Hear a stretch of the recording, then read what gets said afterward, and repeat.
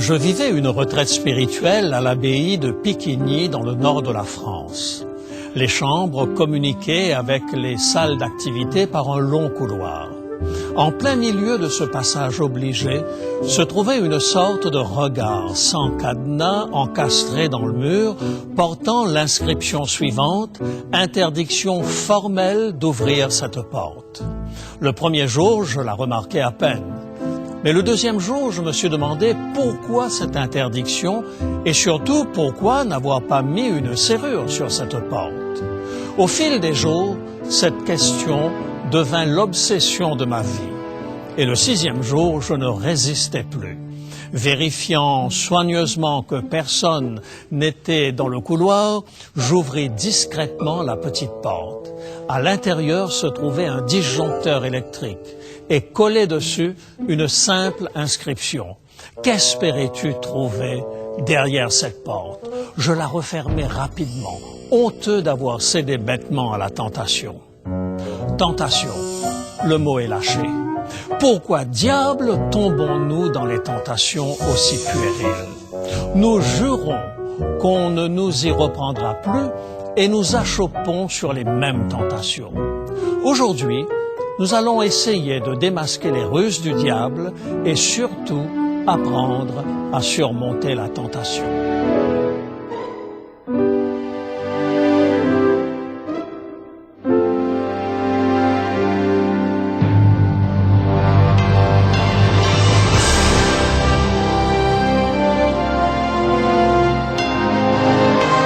Elle a résisté à l'épreuve du temps. La Bible, le livre de la révélation, est toujours d'actualité dans le monde complexe d'aujourd'hui. Voici, il est écrit. C'est un message de foi et d'espérance que vous présente maintenant José Élysée.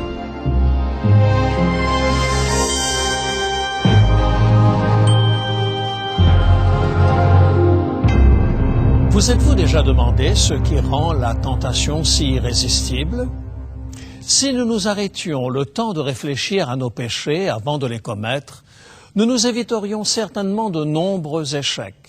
Et pourtant, pour une raison inconnue, tout en sachant que nous allons nous attirer une foule de problèmes, nous le faisons quand même. Ne me dites pas, monsieur, que le jour où vous avez complaisamment rendu son sourire à cette charmante demoiselle dans ce bar, que vous ne saviez pas où cela allait vous conduire. Vous saviez pertinemment bien que cette démarche risquait de détruire votre couple et que les conséquences excéderaient de loin le plaisir escompté. Et pourtant, vous vous y êtes aventuré quand même.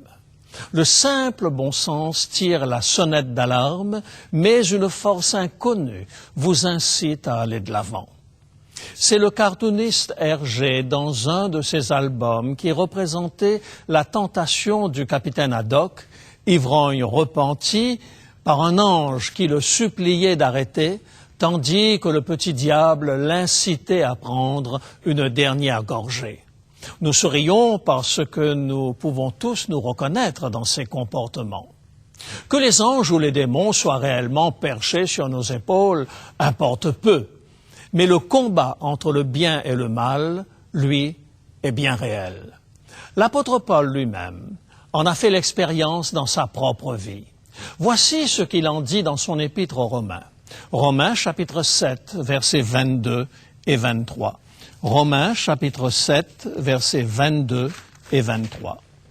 « Car je prends plaisir à la loi de Dieu, selon l'homme intérieur, mais je vois dans mes membres une autre loi, qui lutte contre la loi de mon entendement, et qui me rend captif de la loi du péché qui est dans mes membres. » D'un côté, Paul désirait faire le bien, marcher selon Dieu, mais d'un autre côté, sa vieille nature reprenait le dessus, le plongeant dans ses anciennes habitudes pécheresses.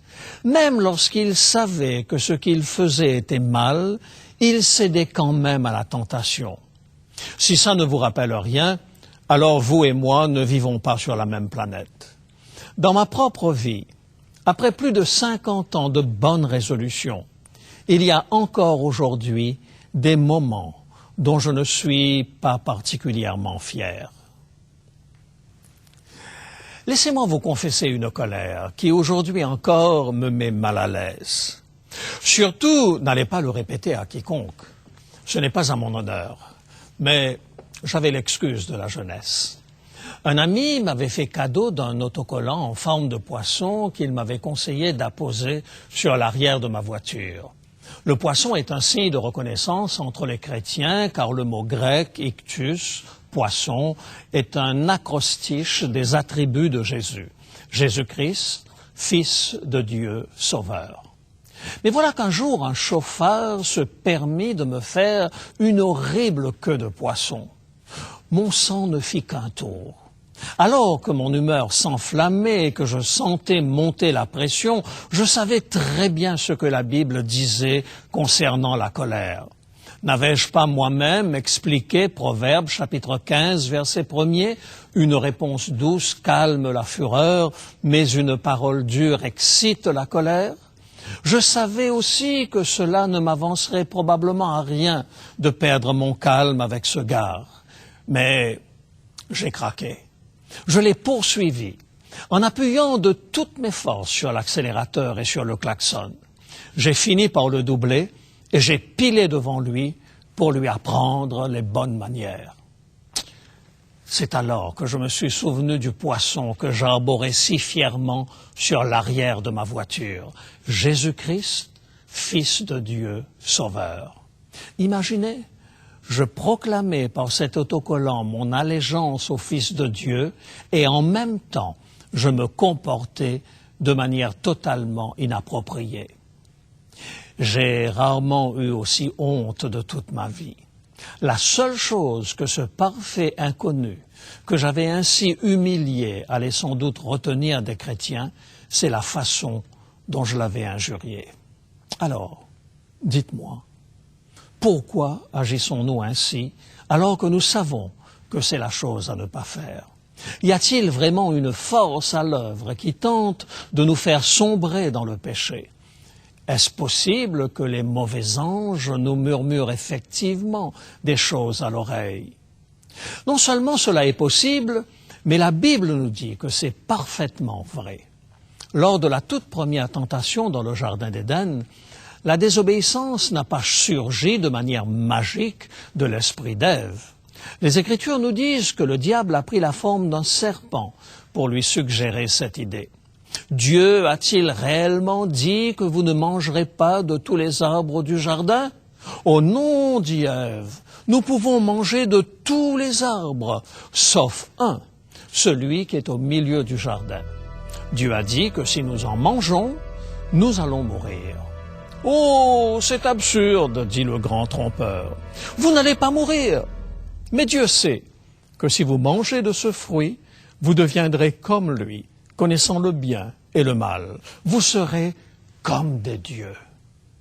La première chose qu'a faite le diable a été de semer le doute dans l'esprit d'Ève. Dieu a-t-il réellement dit? Le diable savait que s'il pouvait l'amener à mettre dans la balance le projet de Dieu et celui de Satan, s'il arrivait à rendre suffisamment logique et attrayante une alternative au projet divin, alors il pouvait réussir. L'un des meilleurs outils du diable consiste à tordre suffisamment votre compréhension de la parole de Dieu pour que vous vous demandiez si votre péché entre vraiment dans la nomenclature des interdits divins. Je vous invite à démonter avec moi le mécanisme de la tentation en nous inspirant de l'apôtre Jean. Nous y trouverons des recettes utiles. S'adressant aux jeunes gens, Jean leur explique le mécanisme qui sous-tend la tentation. Au chapitre 2 de sa première lettre, Jean insiste en premier lieu sur la force de caractère qui est l'apanage de la jeunesse dans le combat contre le malin. Puis il ramène la victoire sur la tentation à 3 sphères. 1 Jean chapitre 2 versets 15 à 17. 1 Jean 2 versets 15 à 17. N'aimez point le monde, ni les choses qui sont dans le monde. Si quelqu'un aime le monde, l'amour du Père n'est point en lui. Car tout ce qui est dans le monde, la convoitise de la chair, la convoitise des yeux et l'orgueil de la vie, ne vient point du Père, mais vient du monde. Et le monde passe, et sa convoitise aussi. Mais celui qui fait la volonté de Dieu demeure éternellement. Tout d'abord, il mentionne la convoitise de la chair. C'est l'art consommé de Satan qui consiste à surexciter nos sens et à suractiver nos appétits dans tous les domaines. Deuxièmement, il mentionne la convoitise des yeux, qui dénonce les pensées mauvaises. Et finalement, il mentionne la source de tout péché, l'orgueil de la vie qui a causé la chute de Lucifer. Lorsque le diable vous tente, il fait toujours appel à l'une de ces trois composantes. J'aime la simplicité avec laquelle le récit biblique introduit le choix de société que Satan propose à nos premiers parents. Ce récit est accessible aussi bien aux théologiens chevronnés qu'à l'homme de la rue. Lorsque le diable aborde Ève, il choisit délibérément le domaine de l'appétit. Selon quels critères, Ève, devrais-tu être éternellement privée de connaître le goût de ce fruit en particulier? Pourquoi peux-tu manger de tous les arbres du jardin, sauf de celui-ci? C'est le même argument que nous retrouvons dans la bouche de tous ceux qui veulent nous pousser à avaler n'importe quoi. Que ce soit les marchands de restauration rapide avec leurs sandwichs ruisselants de graisse ou des pornographes qui, à force d'images suggestives et de formes généreusement dénudées, attirent les gens dans la prostitution. Reconnaissons qu'il faut parfois peu de la part du tentateur pour amorcer nos sens. Car depuis des milliers d'années que nous avons renoncé à maîtriser nos appétits, il ne faut pas grand-chose pour nous plonger la tête la première dans la tentation. Mais à nos premiers parents, qui ne portaient pas une hérédité de péché, il fallait plus qu'un fruit alléchant pour les séduire. Comme le dit si bien Roland de Pury dans son livre « Présence de l'éternité », par quel biais le mal pouvait-il s'introduire dans un monde parfait? Satan va donc introduire dans l'esprit de nos premiers parents le péché des origines, celui-là même qui l'avait poussé à vouloir se faire l'égal du Très-Haut. La tentation de se prendre pour le nombril du monde. Le péché d'orgueil. Vous ne mourrez point, mais Dieu sait que le jour où vous en mangerez, vous serez semblable à lui. En ne dépendant plus de Dieu, vous deviendrez vos propres dieux. Vous vous affranchirez de toute tutelle. Vous serez des dieux. Et depuis que nos premiers parents ont préféré le projet de Satan à celui de Dieu, l'humanité mène une misérable existence de péché et de souffrance.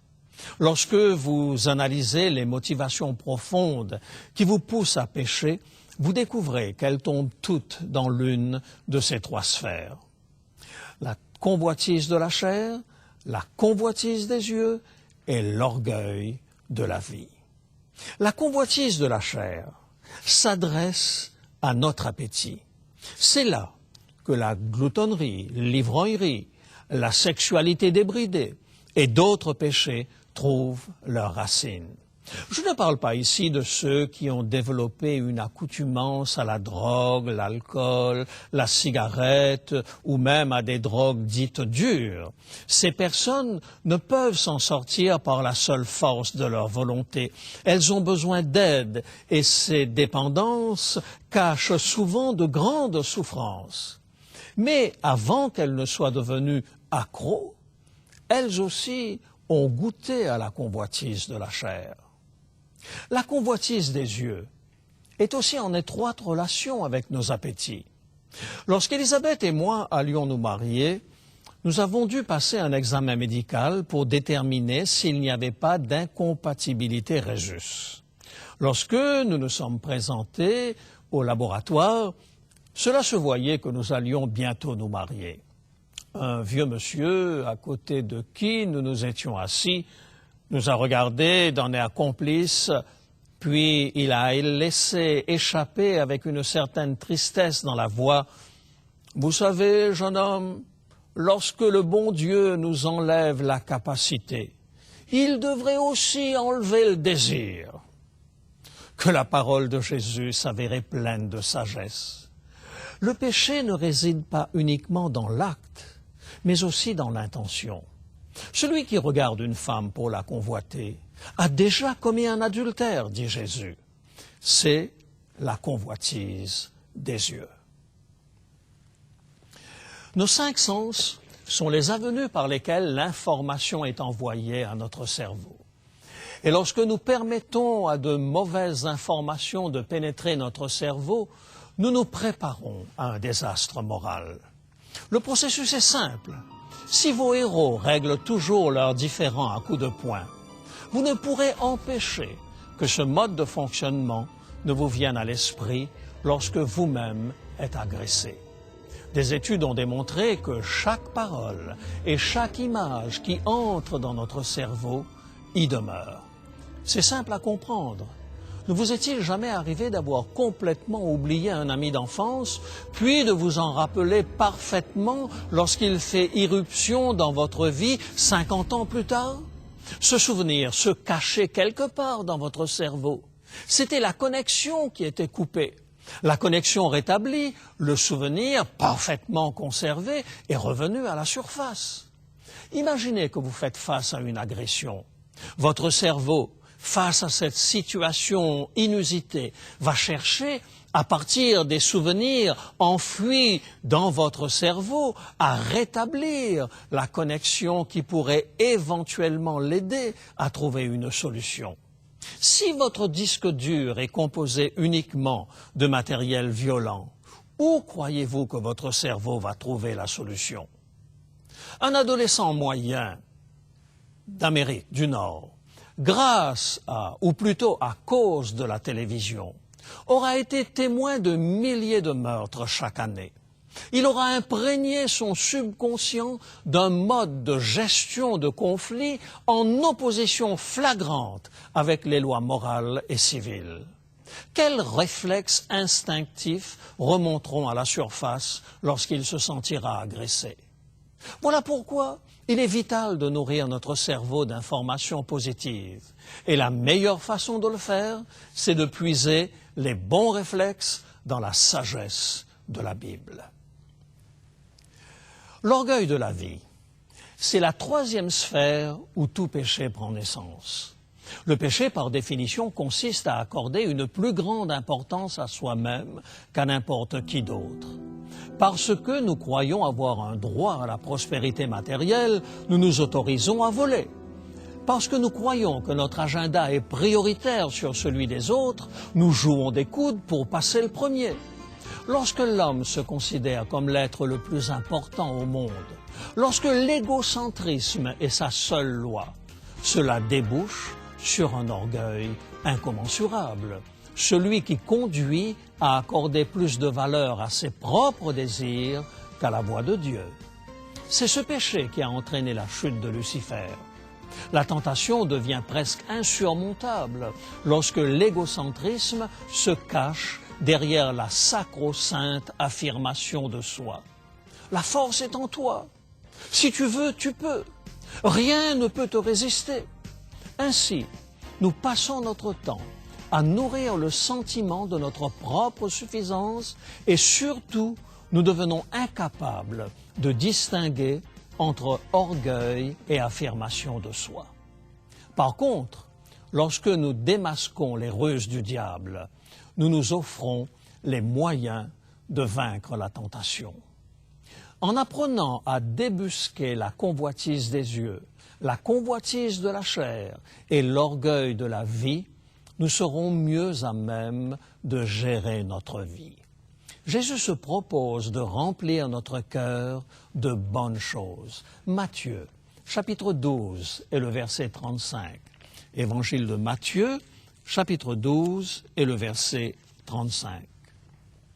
L'homme bon tire de bonnes choses de son bon trésor, et l'homme méchant tire de mauvaises choses de son mauvais trésor. En appliquant ce principe à votre vie, vous découvrirez que l'attrait du péché perd de sa force. En passant du temps dans la contemplation de Jésus, vous allez affamer la vieille nature de péché. Êtes-vous en permanence en train de perdre votre combat contre vos mauvaises habitudes? Avez-vous le sentiment que vous n'avez aucune force pour résister à la tentation? Considérez attentivement votre vie.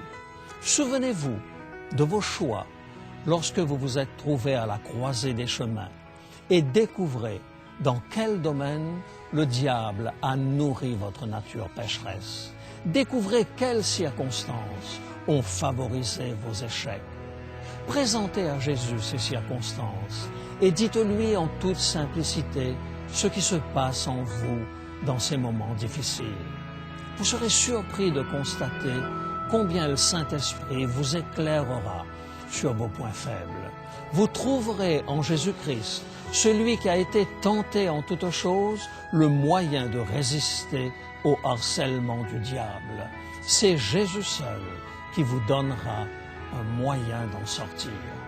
C'est la solution que nous propose l'Épître aux Hébreux lorsque nous faisons face à une tentation irrésistible. Hébreux chapitre 4, versets 14 et 15. Ainsi, puisque nous avons un grand souverain sacrificateur qui a traversé les cieux, Jésus, le Fils de Dieu, demeurons fermes dans la foi que nous professons. Car nous n'avons pas un souverain sacrificateur qui ne puisse compatir à nos faiblesses. Au contraire, il a été tenté comme nous en toutes choses, sans commettre de péché. Il est surprenant d'apprendre que Jésus sur terre a été tenté comme nous le sommes. Voilà pourquoi il peut comprendre nos combats et nos échecs. Lui n'a jamais cédé à la tentation. Il a vaincu le péché et le diable à la croix, et il est en mesure de nous donner une nouvelle nature. Les cabinets des psychologues, psychanalystes, conseillers en cheminement personnel sont souvent remplis de personnes qui se battent avec leur culpabilité, vraie ou fausse. Certes, ces spécialistes nous apportent une aide considérable, mais aucun ne peut se substituer à celui qui peut vous accorder non seulement la guérison, mais aussi le pardon de vos fautes et l'assurance de la nouvelle naissance. Et l'apôtre Paul, dans son épître aux Hébreux, nous dit dans quel état d'esprit nous pouvons nous approcher de notre Sauveur. Hébreux chapitre 4 et le verset 16. Hébreux 4, verset 16. Approchons-nous donc avec assurance du trône de la grâce, afin d'obtenir miséricorde et de trouver grâce pour être secourus dans nos besoins. Mes amis, il y a un espoir. Il n'y a aucune raison pour vous de demeurer esclaves du péché. Vous avez un grand prêtre qui a payé la pénalité du péché au prix de sa vie. Et il vous invite à vous présenter avec assurance en sa présence pour réclamer l'aide dont vous avez besoin. Maintenant que vous savez que la solution ne se trouve pas entre vos mains, mais dans les mains de celui qui vous a aimé jusqu'à mourir à votre place, ne voulez-vous pas venir à lui? En démasquant les techniques du diable, vous avez fait le premier pas vers la guérison. Pourquoi ne pas vous joindre à moi pour dire à Jésus que vous désirez vous décharger sur lui de vos soucis? Lui seul peut vous apporter la paix véritable. Père Céleste, nous te sommes reconnaissants de nous apprendre dans ta parole comment vaincre le péché. Nous voulons nous présenter devant ton trône de grâce avec assurance et te demander de nous mettre au bénéfice de ta grâce. Nous avons compris que seule la présence de Jésus dans notre cœur peut nous permettre de résister à la tentation. Apprends-nous à nous appuyer sur Jésus. C'est en son nom que nous te prions. Amen.